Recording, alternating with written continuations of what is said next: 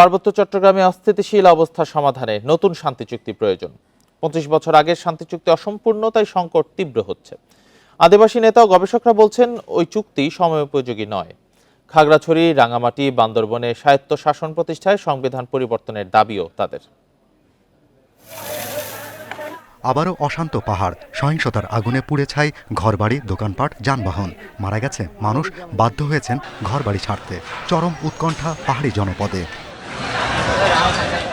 কয়েকদিন আগে তুচ্ছ ঘটনাকে কেন্দ্র করে খাগড়াছড়িতে সংঘর্ষ ও মৃত্যুর পর সহিংসতা ছড়ায় পাশের জেলা রাঙ্গামাটিতেও। দুই সম্প্রদায়ের সহিংসতায় মারা যান ৪ জন। সংবিধানে বাঙালি ছাড়া অন্য সব জাতিগোষ্ঠীকে ক্ষুদ্র নৃগোষ্ঠী হিসেবে বলা হয়েছে। আবার পার্বত্য অঞ্চলের ছোটখাটো বিষয়কে জাতিগত সংঘাতে রূপ দিতে তৎপর একটি পক্ষ। সংবিধান তো সংস্কার হবে, পরিবর্তন হবে। সংবিধানের মধ্যে এটা খুব গুরুত্বের সঙ্গে আনতে হবে যে বাংলাদেশে বাঙালি ছাড়া অন্যান্য জাতি আছে, তাদের একটা সাংবিধানিক স্বীকৃতি দিতে হবে এবং তাদের আলাদা সংস্কৃতি আছে, তাদের আলাদা ভূমি ব্যবস্থা আছে, তাদের আলাদা ইতিহাস আছে এবং তাদের ক্ষোভের বাস্তব কিছু কারণ আছে। পার্বত্য চট্টগ্রামের আঞ্চলিক রাজনৈতিক দল ইউপিডিএফ বলছে ১৯৯৭ সালে ঐতিহাসিক শান্তি চুক্তিতে ভূমি ব্যবস্থাপনার রূপরেখা দেয়া ছিল, তবে ২৭ বছরেও তা বাস্তবায়ন হয়নি। তাই নতুন শান্তি চুক্তি করা জরুরি। স্বায়ত্ত শাসন থাকবে সেখানে, এটা সংবিধানে অন্তর্ভুক্ত করা হয়নি, সংবিধানে সেটা স্বীকার করা হয়নি। এখন যদি নতুন চুক্তির মাধ্যমে সেখানকার আলাদা শাসন ব্যবস্থাটা সংবিধানে স্বীকৃত হতে হবে। স্যাটলার সমস্যা মানে ভূমি সমস্যা, ভূমির সমস্যা মানে স্যাটলার সমস্যা। স্যাটলার বাঙালিদের সাথে আমাদের কোনো দ্বন্দ্ব ছিল না, এখনও নাই। আঞ্চলিক নেতারা বলছেন পাহাড়ে অস্থিরতার প্রভাব পড়তে পারে সমতলেও। ঘৃণা ও নৈরাজ্য করা ব্যক্তি ও গোষ্ঠীকে কঠোরভাবে দমনের দাবি তাদের। Shahriar Anirban, Independent News, Dhaka. এ নিয়ে আরো জানাতে রাঙামাটি থেকে যুক্ত হয়েছেন সহকর্মী হিমেল চাকমা।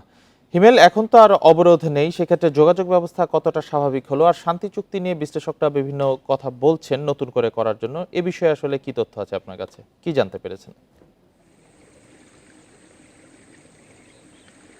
রাঙামাটির পরিস্থিতি আসলে স্বাভাবিক হতে শুরু করেছে। আমরা গতকালকে সকাল থেকে দেখেছিলাম যে রাঙামাটিতে যে গণপরিবহন অটোরিকশা সেটা চলা শুরু হয়েছিল এবং সেটা বর্তমানেও চলছে। আর আমরা দেখেছি গতকালকে উপজেলার যে সড়ক এবং নৌপথ যে যোগাযোগ সেটা সীমিত আকারে হলেও আজকে আমরা দেখতে পাচ্ছি যে চলাচল শুরু হয়েছে। এবং তবে একটা বিষয় যে যাতে এই সমস্ত যানবাহনগুলোতে এবং যানগুলোতে আমরা যাত্রীর সংখ্যা কম দেখেছি।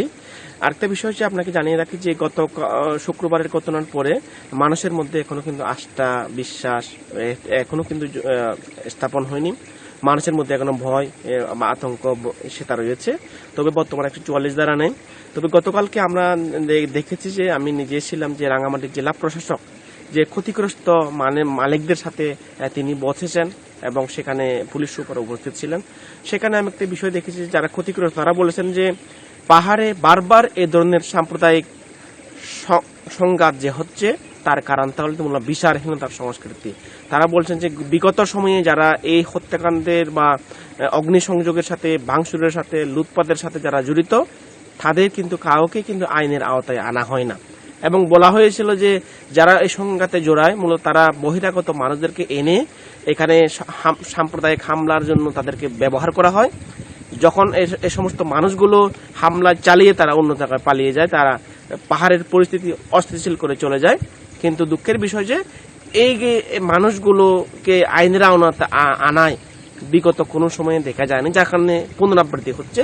তারা এই সমস্ত ঘটনার হত্যাকাণ্ড, অগ্নিসংযোগ, ভাঙচুর, লুটপাটের জন্য যারা দায়ী ছিলেন তাদেরকে আইনের আওতায় আনার তারা দাবি করছিলেন। তবে যে পার্বত্য চুক্তির বিষয়টা আপনাকে একটা বলে রাখি যে গত শুক্রবারের যে আমরা যদি কয়েকটি প্রতিষ্ঠানে হামলা হয়েছে তার মধ্যে সবচেয়ে বড় ধরনের যে হামলাটা হয়েছে আমরা দেখেছি আঞ্চলিক পরিষদ পার্বত্য চুক্তির ফলে একটা গঠিত একটা প্রতিষ্ঠান, কিন্তু সেখানে যে 14টি গাড়ি পুড়ে দেওয়া হয়েছে, ভবনে আগুন দেওয়া হয়েছে।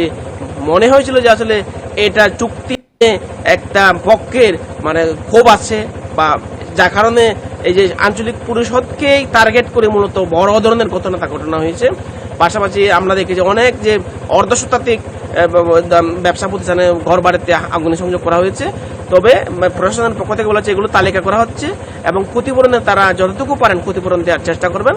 তো গত শুক্রবারের ঘটনায় 2টি মামলা হয়েছে, এখনো কিন্তু কাউকে কোনো আটক করা হয়নি। এই হচ্ছে আমার কাছে রাঙামাটির যে সহিংসতার পরিবেশ সর্বশেষ। রাঙামাটি থেকে জানাচ্ছিলেন সহকর্মী হিমেল চাকমা।